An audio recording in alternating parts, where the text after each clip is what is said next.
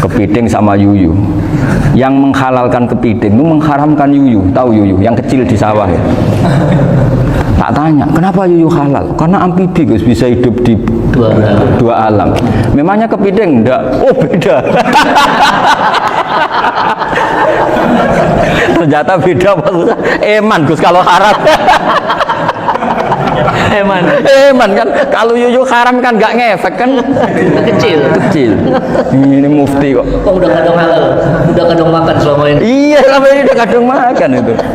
Makanya banyak kiai yang mengharamkan kepiting sebetulnya, tapi minoritas kan. Minoritas. Tapi yang mengharamkan yuyu mayoritas, wong kecil aja. Jadi kita ribet ikut siapa? Gitu. Kata siapa ahli fikih gak mikir untung rugi. Makanya saya ini bingung, jadi saya ini kan kiai ya, kiai betul, susah kadang jadi kiai. Sebagian guru saya itu mengharamkan kepiting. Nah kalau kayak dolan di daerah Juwono Mas Nafis, daerah itu penghormatan tertinggi santri itu kalau nyugoi kiainya kepiting, karena itu makanan termahal. Bingung kan dia? Mau tidak makan itu kayaknya dipersiapkan betul Pak Rifan. Udah ada effort ya. Warna nyari yang mahal kan. Mau makan itu sebagian guru kita mengharamkan. Akhirnya ya ada darurat tadi, makan sekadarnya. Kalau saya habis 3 pasti israf. Kalau habis 1 prosedur hormat yang nyugui. Itu susahnya jadi kiai. Kalau kamu kan tidak kiai, mumpung gratis. Enaknya gak jadi kiai kan itu Mas. Pertimbangannya mumpung gratis. Sudah gitu masih mun dibutuh mawon, makai dibutuh mawon. Oh digawanan. Tapi sebetulnya ada sisi naif dari yang bilang halal tadi. Ketika yang bilang hal naif itu versinya, tapi ya nggak apa-apa, semoga dimaafkan Allah. Naifnya tadi, tapi saya tidak tapi itu masalah khilafiyah ya. Semoga yang mengatakan halal juga benar, karena punya perhitungan iman tadi.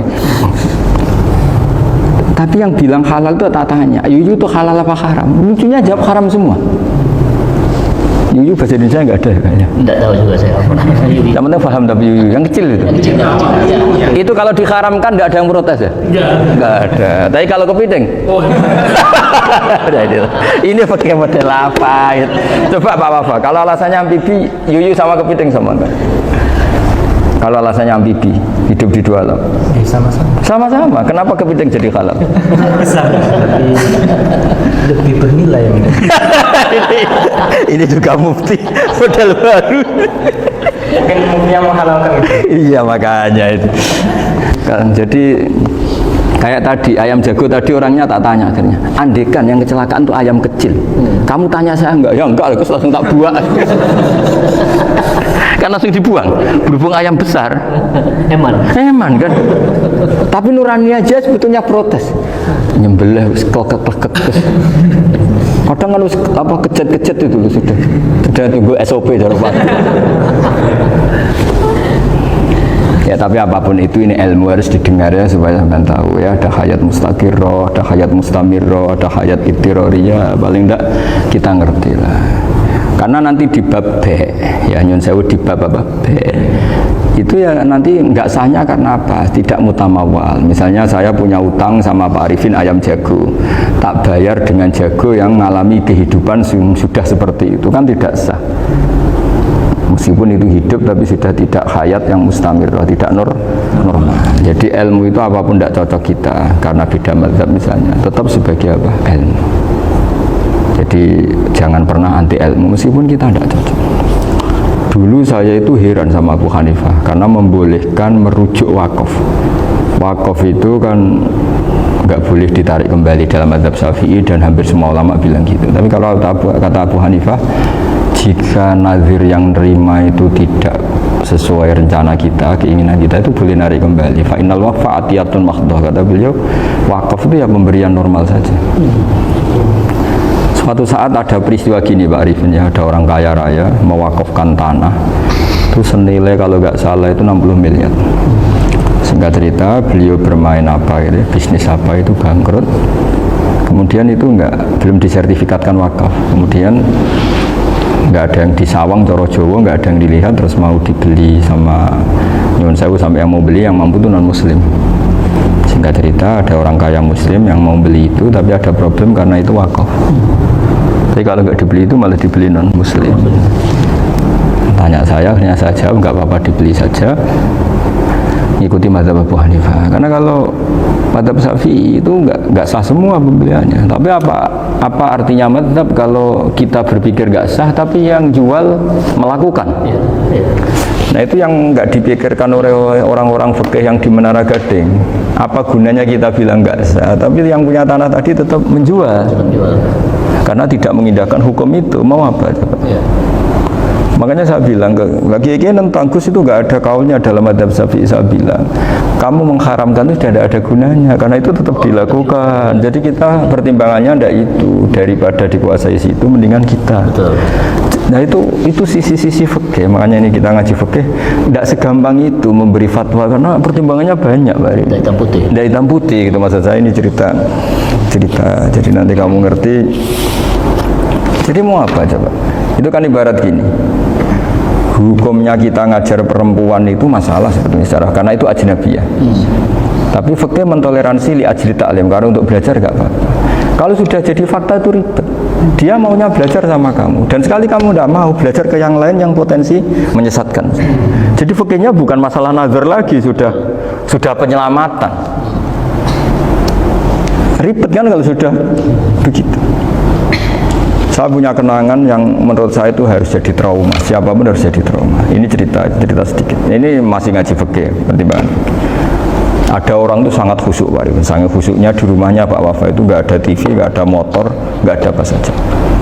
Ketika anaknya berkembang agak dewasa, itu pertama naik motor itu ya utang jasa sama kawan-kawannya. Pertama dia ngelihat nikmati TV ya dari kawan-kawannya. Corong cowok, mbek tanggane lah. Padahal orang tuanya ini protektif justru karena banyak tangganya sing tidak pati Islami lah. Ya mereka orang Islam tapi ya nggak sholat, nggak apa. Singkat cerita orang tuanya ini datang ke rumah saya nangis, Mari. Nangis Gus, sekarang saya ikrar bahwa mazhab Abah jenengan Kiai Nur Salim, mazhab bapak saya itu mazhab jenengan itu lebih hebat imam mazhab kulo. Nangis dia. Dulu saya itu agak menyalahkan Kiai Nur Salim jenengan karena longgar di rumah ada TV, ada motor. Terus dia cerita. Nah karena anaknya ini pertama bisa naik motor, untuk anak ABG ini kan jasa yang luar biasa. Karena dia butuh sekali bisa naik motor, dipinjemin. Akhirnya walhasil anaknya ini nyon saya merantau ke Jakarta kemana? Akhirnya lam yusolli wa lam yasum. Padahal anaknya ya kiai kampung. Terus tak ceritain ini. Terus akhirnya dia tanya, kenapa sih Gus jenengan sama Abah kok longgar gitu sama anak? Tak ceritani gini Pak Arifin, menurut ilmu al-insan abdul ihsan, manusia itu budaknya kebaikan. Karena utang jasanya sama anak ini, ya dia akan anut anak ini. Sementara kenangannya mbek jenengan mbok amui. Tidak boleh. Dia baru ngakui, ya Gus saya itu nyun sewu hanya khusyuk tapi kurang ilmu. Tadi dia hanya berdasar khusyuk. Bocah kok main delok TV kan pikirannya hanya gitu. Ini cerita ilmu, saya bukan menjustifikasi manapun, ini kan cerita ilmu Pak Arifin ya. Jadi semuanya itu ada hitung-hitungannya. Coba kalau kita terlalu stakung be anak pertama naik motor jasanya orang nggak sholat ya, pertama roh TV jasanya orang nggak sholat. Coba terikatnya anak ini sama kita apa sama orang itu? Sama orang itu. Bayangkan kalau umur ABG. Kalau umur sak pari pun Pak Wafa ini nafsu astagfirullah kan. Gue cok tuwa nome ya ora. Gaya tok, bareng tua udah khusus gaya tok. Aslinya namanya bodoh. Ya saya sama semua. Cuma saya kan lebih jujur dari biasa. Jadi orang itu harus ngitung gitu. Itu kenapa Mbah Mun tuh kayak alim alama. Setahu saya dalamnya ada TV. Putra-putra ini lihat TV.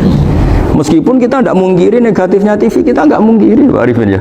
Tapi tadi ketika anak-anak ABG itu pertama lihat TV jasanya tonggoni. Kalau kebetulan tanggane wong soleh nggak masalah ya. Kalau enggak, itu nangis ke rumah saya itu ya. Nyesel dia. Tapi saya bilang gini, ini jenengan tiang soleh, mesti anak jenengan suatu saat kembali. Cuma pola jenengan harus rubah. Ini hebatnya Nabi ketika Sayyidah Aisyah masih kecil minta diperlihatkan li'bul habasyah. Itu ya diturutin kan masyhur itu. Kayak apa Nabi? Karena kalau nggak diturutin pasti Sayyidah Aisyah akan ngidolakan mainan yang lain yang di luaran sana malah. Itu karena Nabi punya kearifan tadi. Jadi ini kan ilmu, lagi-lagi ilmu. Jadi yang semua itu harus dibaca dengan ilmu. Makanya kata Nabi, ad-dunya mal'unatun mal'unun fiha illa dzikrawah wa ma'alalahu aw aliman aw muta'alliman. Karena dunia ini hanya bisa dibaca dengan ilmu. Yang diridhai Allah maksud saya hanya bisa. Saya itu banyak kenal menteri, kenal pejabat. Tapi saya tidak pernah melihat itu sebagai pejabat. Melihatnya itu orang yang ingin belajar agama. Karena sekali salah melihat, yang hidup itu tamaknya Pak Arifin. Yang hidup kan tamaknya. Terima kasih sudah klik video ini. Jangan